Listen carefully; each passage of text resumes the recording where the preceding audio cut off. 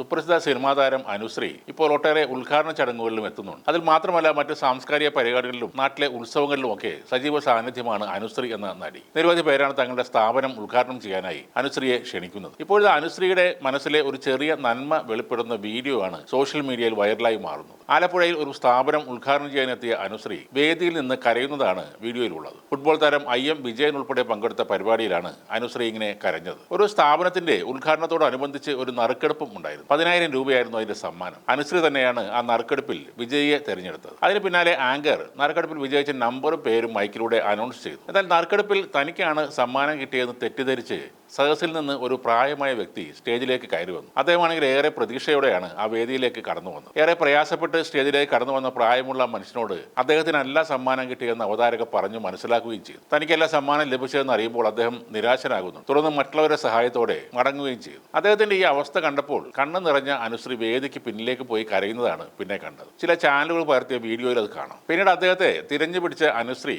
ആ സമ്മാന തുകയായ 10,000 രൂപ അദ്ദേഹത്തിന് നൽകി. വലിയ സന്തോഷത്തോടെയാണ് അദ്ദേഹം ആ തുക ഏറ്റുവാങ്ങുന്നത്. പിതാവിനെ പോലെയുള്ള ഒരാൾ നിരാശയോടെ മടങ്ങുന്നത് കണ്ട് വിഷമം വന്നുവെന്ന് അവതാരക പറയുമ്പോൾ അനുശ്രീയുടെ കണ്ണുകൾ നിറയുന്നുണ്ട്. മറ്റൊരു കാര്യം എന്തെന്നാൽ അനുശ്രീയെ കൂടാതെ ആ സ്ഥാപനത്തിന്റെ ഉടമസ്ഥനും അദ്ദേഹത്തിന് 10,000 രൂപ നൽകി എന്നതാണ്. വളരെ സന്തോഷത്തോടെയാണ് ആ മനുഷ്യൻ കൈനിറയെ പണവുമായി വീട്ടിലേക്ക് മടങ്ങിയത്. ആ ചേട്ടന് പൈസ കൊടുത്തില്ലെങ്കിൽ എനിക്ക് ഇന്ന് രാത്രി ഉറക്കം വരില്ല എന്നാണ് അനുശ്രീ പറഞ്ഞത്. അവരുടെ ഉള്ളിൽ നിന്ന് വരുന്ന ഈ വാക്കുകളിൽ മനുഷ്യ സ്നേഹം നമുക്ക് കാണാൻ കഴിയും. 10,000 വലിയ തുക അല്ലായിരിക്കാം, പക്ഷെ ഒരു വേദിയിൽ കയറി ചെന്ന് നിരാശനായി മറ്റുള്ളവരുടെ പരിഹാസം ഏറ്റുവാങ്ങി മടങ്ങുന്ന ഒരാളുടെ അഭിമാനം വീണ്ടെടുക്കുന്ന ഒരു പ്രവൃത്തിയാണത്. തീർച്ചയായും അനുശ്രീയെയും ആ സ്ഥാപനത്തിന്റെ ഉടമയെയും അഭിനന്ദിക്കേണ്ടതുണ്ട്. അനുശ്രീ എന്ന പേര് കേൾക്കുമ്പോൾ തന്നെ സോഷ്യൽ മീഡിയയിലൊക്കെ പലരും ചോദിക്കുന്നത് അയ്യേ ഇവർ സംഖ്യയല്ലേ എന്നാണ്. അടുത്തുള്ള അമ്പലത്തിലെ ഒരു ഘോഷയാത്രയിൽ ഭാരതാംബയുടെ വേഷം കെട്ടിയത് കൊണ്ടാണ് ആ പേര് വന്നത്. ശരിക്കും രാഷ്ട്രീയത്തെക്കുറിച്ച് തനിക്ക് ഒന്നും അറിയില്ല എന്നാണ് അനുശ്രീ പറയുന്നത്. ഒരു ഹിന്ദു ആയതുകൊണ്ടും തന്റെ വീട് അമ്പലത്തിന്റെ അടുത്ത് ആയതുകൊണ്ടും അമ്പലം പരിപാടികളുമായി ബന്ധപ്പെട്ട് നിൽക്കുന്ന ഒരാളാണ്. അമ്പലത്തിൽ ഒരു അന്നദാനം അല്ലെങ്കിൽ രാഖി കിട്ടുന്ന ചടങ്ങുകളൊക്കെയും ചിലപ്പോൾ